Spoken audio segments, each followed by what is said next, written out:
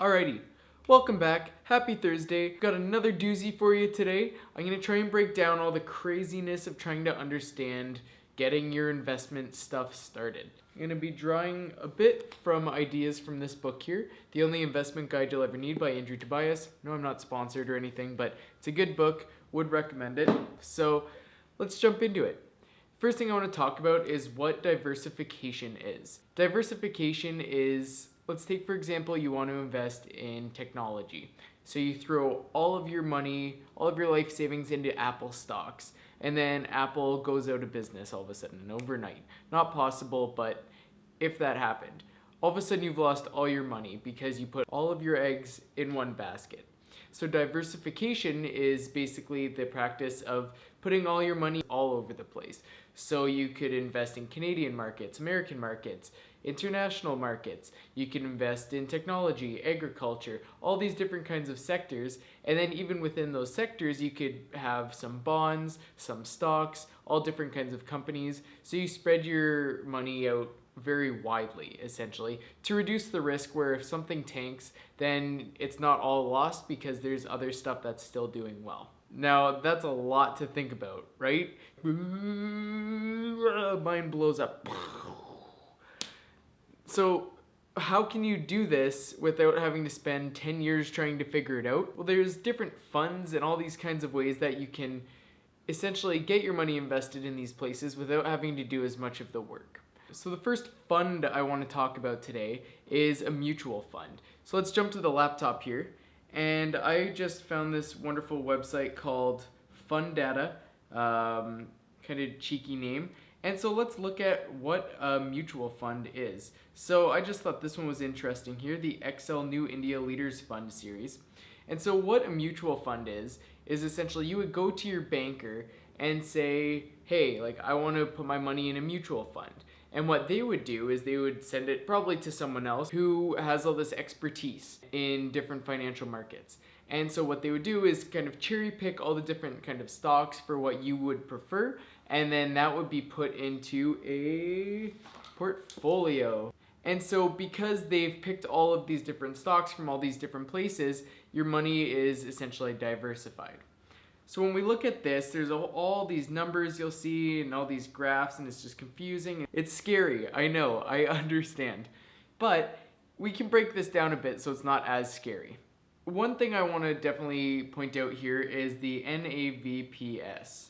So what that means is the net asset value per share. Now what a net asset value is at the end of the trading day, all of the value of the assets combined will be put together, and that is essentially the price of the mutual fund. So in this case, it would be $5.45, and that would be, as you can see yesterday, 3/14/2018, $5.45. And so inception return, that means if you bought this when it first started, which was April 26, 2016, you would have received 6.12% back on your initial investments by that point. Right here you can see that the total amount of this whole portfolio is worth $10.26 million. And another thing that's really interesting to check out is understanding what load means. So because this is no load, that means there isn't a commission that's charged on it. So that's good to take into consideration as well, because if there is a load on it, then that would mean that your cost is increased because there's a fee. But if you went to a specific banker, like your own bank, you go to your branch and ask them to get a mutual fund for you, then likely you would be paying some form of commission on that, which is usually about 2% from my understanding. So what else can we see from this, all these graphs and stuff? Well, we can see that you've got money in all around the world, in the US and a little bit in Canada as well. You can see the companies that this would be invested in. I don't know these companies, but it's cool to see that this is something that if you want to invest in India because you know it is an emerging market, then this could be a way for you to do that. And then you can see kind of the track record of the performance. So another thing we can look at is an index fund. Now, what's an index fund? So an index fund is, rather than getting just a bunch of specific companies or bonds or whatever, it basically is a fund that tries to imitate a whole index. So what's an index? Well, an index would be something like the Toronto Stock Exchange. So all of the companies combined in the Toronto Stock Exchange would be the index. So what's nice about this is actually a passive way to invest. So because you don't have someone who's specifically cherry picking all the different stocks for you, it costs you less. So the fees are reduced, and it's even better if, in this case here as well, it's a no-load index fund. The NAV, so the net asset value, so what the price was at close yesterday was $29.91, and this fund's been around for 20 years now, you can see. If you bought this in 1998, you would have earned 7.6% on your investment, so that's actually not that bad. But what's interesting is you can see here, so in this portfolio of this fund, you can see there's like RBC, TD, Bank of Nova Scotia, Suncor, so all of these Canadian companies, and that's because it's supposed to be kind of a replication of the Toronto Stock Exchange. What's nice though also to consider is the number of holdings. So in this fund, in this basket, there are 211 holdings. So that would mean that there's 211 different kinds of companies or bonds or commodities, all these different kind of things that are put in, so your money is spread way out across, rather than having it all bunched together in maybe just a couple companies. So this is a good way to diversify.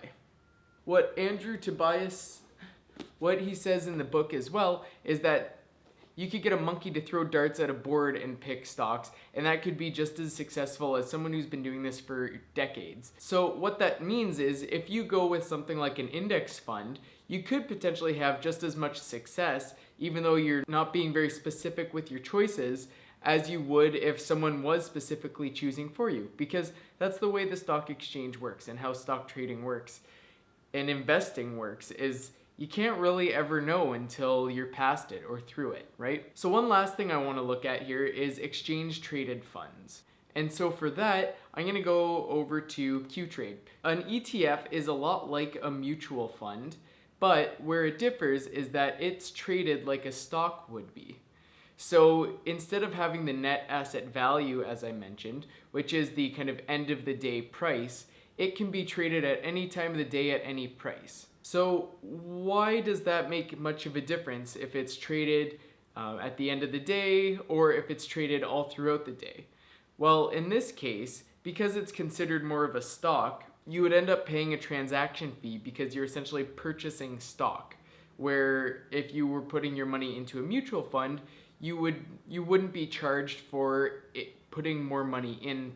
However, and I chose Qtrade for this reason, I imagine other companies have this as well, but Qtrade also offers free ETFs, which is kind of a nice little benefit. So if you don't want to pay the cost of a trade, then you could buy these free ones. However, if you wanted to do that but didn't necessarily want to go through this route, then maybe a mutual or an index fund would be better. So there's different ways to consider how you can reduce risk and how you can reduce your own costs of investing.